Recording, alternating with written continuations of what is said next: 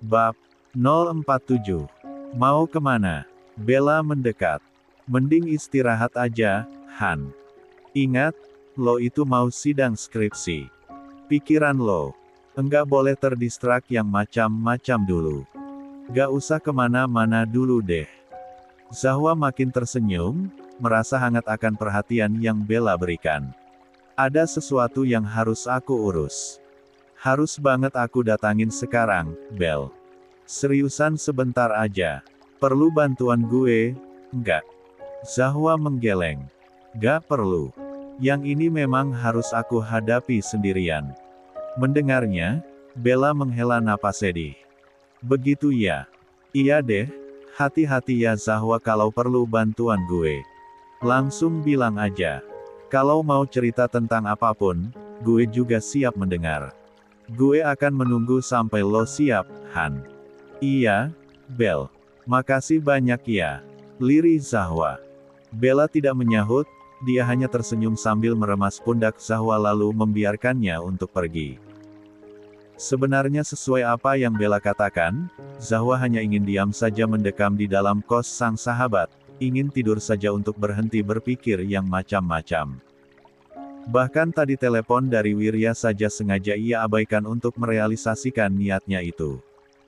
Namun, pemikiran Zahwa kalah dengan hatinya sendiri.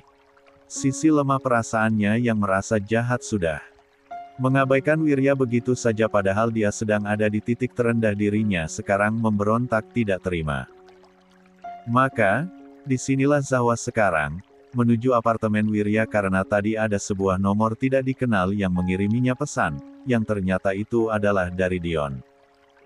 Sahabat Wirya itu mengatakan bahwa Wirya sedang pulang ke apartemen dan dia meminta Zahwa untuk memeriksa keadaannya sebab kata Dion, jika Wirya sedang berada di dalam keadaan yang tidak baik-baik saja, dia akan memilih tidur tanpa berniat untuk melakukan apapun. Sesampainya di sana, Zahwa memang menemukan sandal santai yang biasanya Wirya pakai ada di rak samping pintu masuk. Ketika masuk lebih dalam, semua tirai jendela masih tertutup hingga setiap sudut ruangan terasa lebih gelap. Zahwa langsung menuju dapur lalu memilih membuat makanan yang bisa disajikan dengan cepat. Sup daging segera menjadi pilihannya ketika melihat bahan masakan yang ada di dalam lemari pendingin.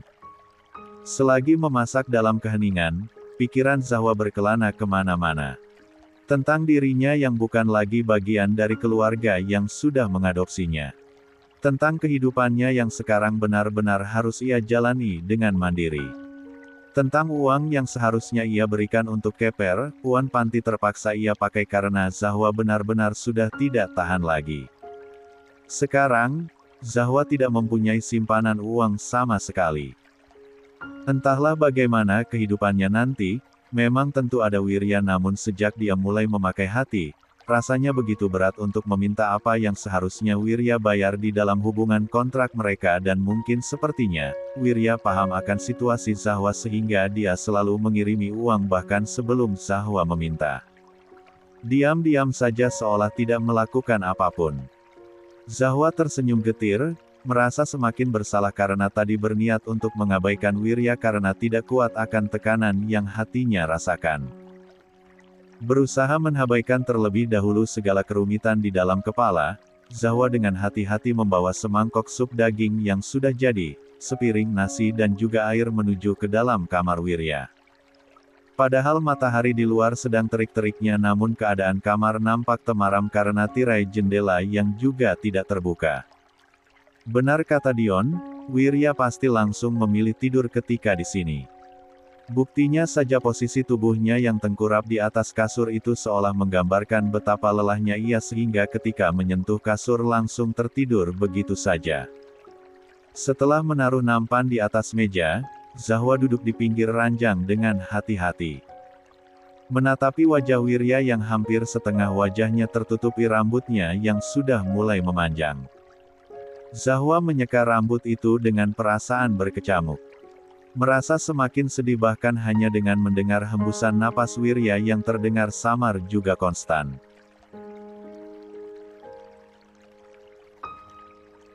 Wirya tidur tenang sekali membuat Zahwa tidak tega untuk membangunkannya lalu merasakan kembali kesedihan itu namun kata Dion Wirya sama sekali tidak menyentuh makanan sejak kemarin maka dengan terpaksa, Zahwa menepuk-nepuk pelan lengannya, berusaha membangunkan tanpa membuat Wirya terkejut.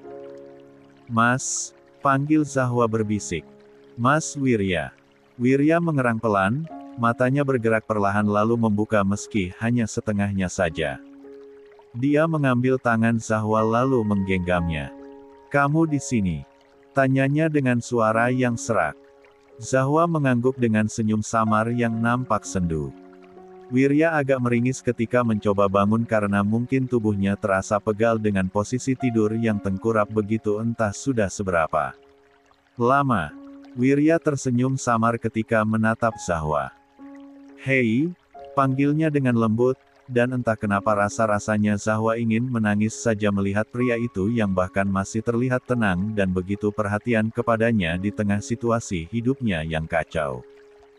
Zahwa naik ke atas kasur lalu dalam satu tarikan napas, memberanikan diri untuk memeluk Wirya. Meremas bajunya dengan napas yang sedikit memburu karena emosional. Wirya sempat terkaget, sebentar saja karena selanjutnya dia balas memeluk lalu terkekeh samar. I'm okay, don't worry, ucapnya dengan tenang. Zahwa menggeleng.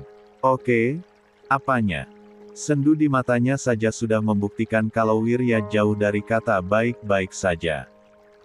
Dia pasti mengatakan itu karena benar-benar serius akan ucapannya yang tidak ingin membuat Zahwa terbebani.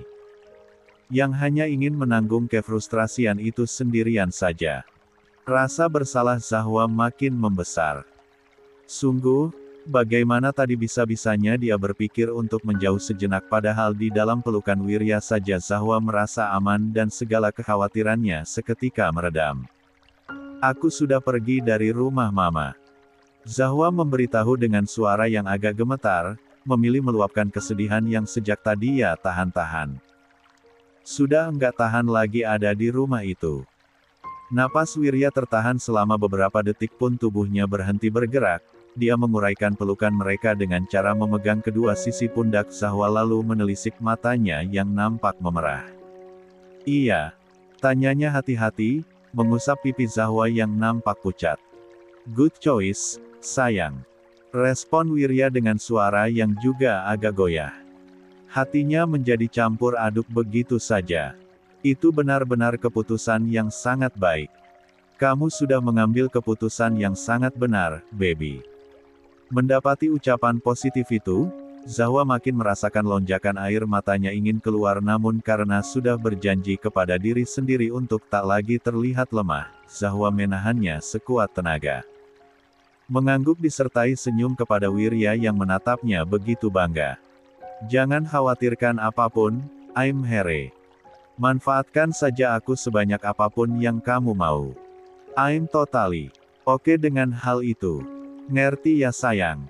Zahwa tercenung mendengar ucapan Wirya, menjadi membisu karena sekali lagi menyadari sebegitu besarnya perasaan Wirya untuknya.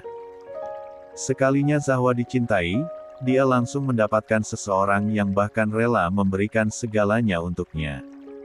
Tapi mengapa situasi mereka harus sesulit ini? Weber, B, bagaimana Pak? Mohon maaf Pak, sebentar, maksud saya tidak salah dengarkan. Wirya melirik pintu kamar mandi yang masih tertutup di mana tadi Zahwa baru saja masuk ke dalamnya. Apa omongan saya tidak jelas Amanda? Maaf, Pak. Suara Amanda seketika terdengar panik di ujung sana. Sekali lagi saya bilang, bantu saya memutuskan kerjasama dengan Pak Yanto, ucap Wirya mengulang. Dan batalkan pula kerjasama dengan anak perusahaannya yang dikelola oleh anaknya Adrian, sambungnya dengan tegas. Dari kemarin-kemarin Wirya masih bersikap lunak karena dia menghormati Yanto namun sekarang tidak lagi. Wirya akan memutuskan hubungan dengan orang yang berhubungan langsung dengan orang yang sudah menyusahkan hidupnya. Tidak ada lagi toleransi. Wirya sudah memutuskan itu. B, baik Pak. Dan untuk acara fashion show milik Renata yang sudah dirancang jauh-jauh hari itu, tarik mundur perusahaan saya sebagai promotor utama. Apa Wir?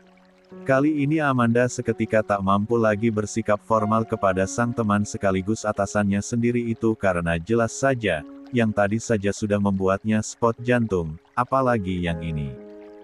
Lakukan saja dan gue meminta secepatnya, oke. Wirya menjawab masih dengan tenang. Lo lagi kenapa Wir? Amanda bertanya masih tidak habis pikir. Just do it, Amanda. Apapun yang berhubungan dengan Adrian dan Renata, hentikan semua kerjasama. Mengerti? Astaga. Oke. Jawab Amanda benar-benar merasa tercengang. Boleh, ya.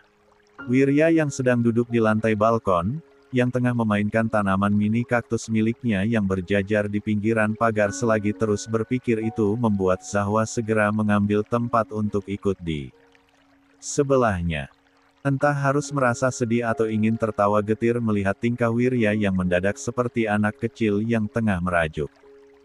Tinggal di sini saja, tidak bisa ya?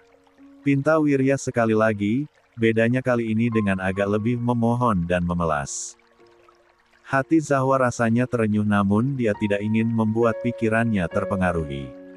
Hari di mana aku sidang skripsi, 3 hari setelahnya kontrak kita berakhir, ucap Zahwa dengan hati-hati. Sidang skripsi itu sesuatu yang sangat aku perjuangkan sejak kemarin-kemarin. Bahkan aku mengambil jalan ini karena untuk memperjuangkan agar bisa sampai di tahap itu kan. Lirihnya, kini jantung Zahwa seolah diremas kuat ketika mengungkit hal yang membuatnya merasa sebegini berdosanya.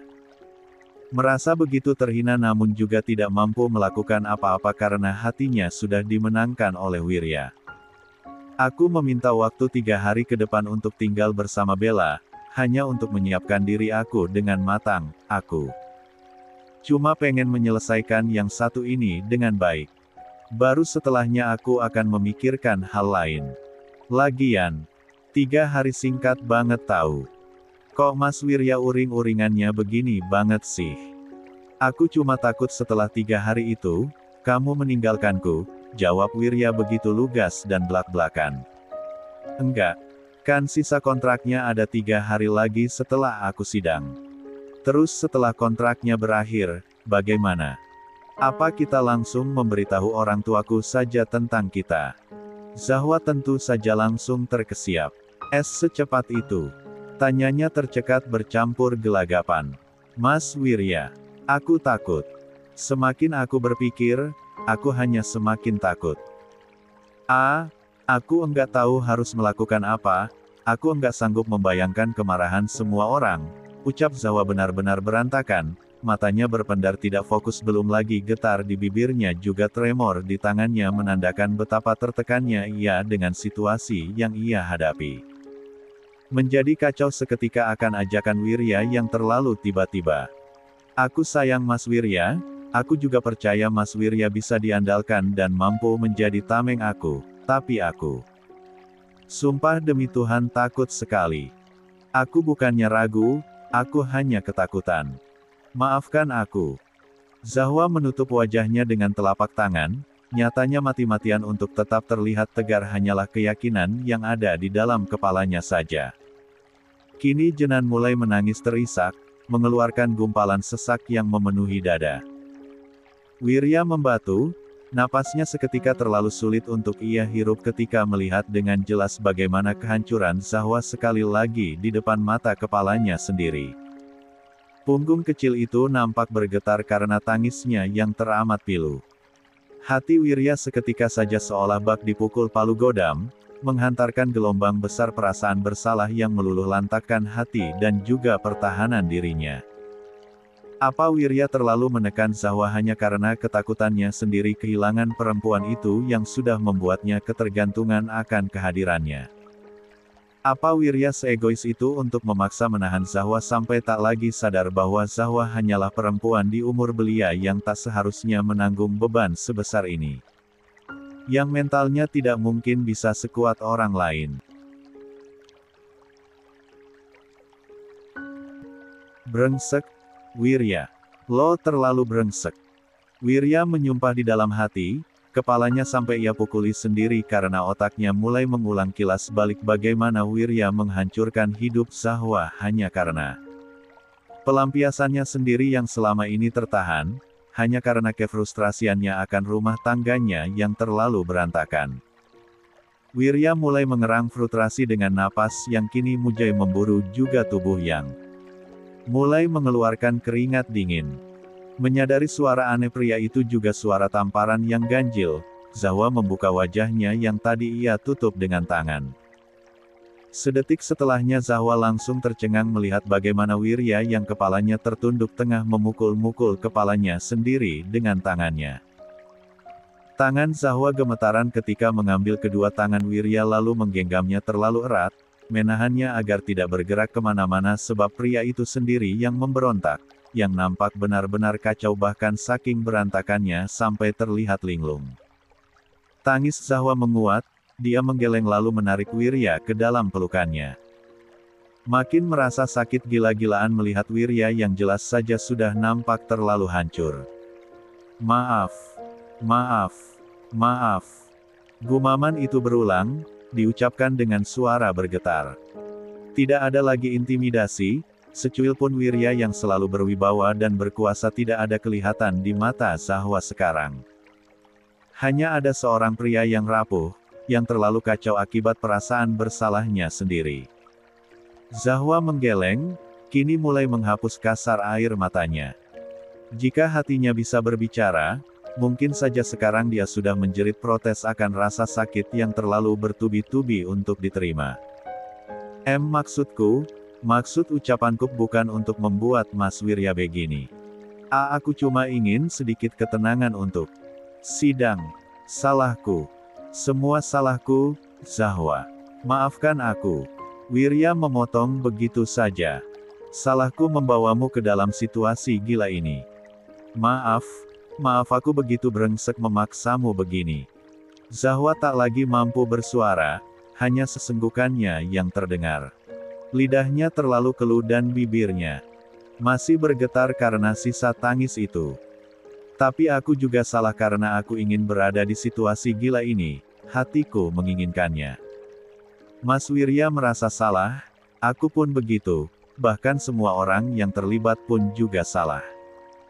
Zahwa meremas pundak Wirya agar pria itu membalas tatapannya, tak lagi menunduk. Takdir kita yang terlalu salah tapi salah bukan berarti tidak mungkin tidak bersatu, kan? Aku hanya perlu waktu, sebentar saja mengurus apa yang sudah aku perjuangkan dari dulu, mimpiku dan juga mimpinya Papa. Setelahnya ayo kita pikirkan tentang masa depan. Meninggalkanmu ada di kemungkinan paling belakang di dalam kepalaku, Mas. Aku hanya perlu waktu. Jadi, seperti yang sering Mas Wirya ucapkan kepadaku kemarin-kemarin, aku juga ingin mengucapkan itu untuk Mas Wirya sekarang. Jangan khawatir. Tidak perlu khawatir karena 10% beban yang Mas Wirya ucapkan kemarin, aku pasti bisa menampungnya. Ditambah 5% juga kayaknya masih oke kok. Zahwa tersenyum kecil, dia mengusap pelan pipi Wirya yang masih terhipnotis matanya. Mendengar itu, tidak salah kan kalau Wirya bahkan bisa dengan sukarela memberikan seluruh hidupnya hanya untuk Zahwa. Hanya untuk keberadaan Zahwa di sisinya. Kori. Apa? Botol minum yang ada di atas meja Renata lempar hingga membuat tim manajemen yang terdiri dari 4 orang di hadapannya langsung terkesiap lalu refleks memundurkan tubuh dengan kepala yang makin tertunduk. Apa yang barusan kalian ucapkan? Mereka berempat saling pandang sejenak jalus salah satu di antara mereka memberanikan diri untuk maju lalu mengulang apa yang tadi mereka ucapkan, yang juga mendatangkan rasa syok meski reaksinya tak semenakutkan yang Renata lakukan. Promotor utama untuk acara fashion show 2 minggu lagi tiba-tiba saja menarik diri, Mbak. Kami juga tidak mengerti kenapa padahal selama ini lancar-lancar saja, persiapan acara sudah 90% jadi, tidak ada masalah juga antara pihak kita dan mereka. Kami juga bingung, ucapnya dengan takut-takut. Padahal pihak promotor utama berasal dari suami sang atasan, tapi melihat reaksi Renata yang nampak terlalu syok begini, dia pastilah tidak menduga itu.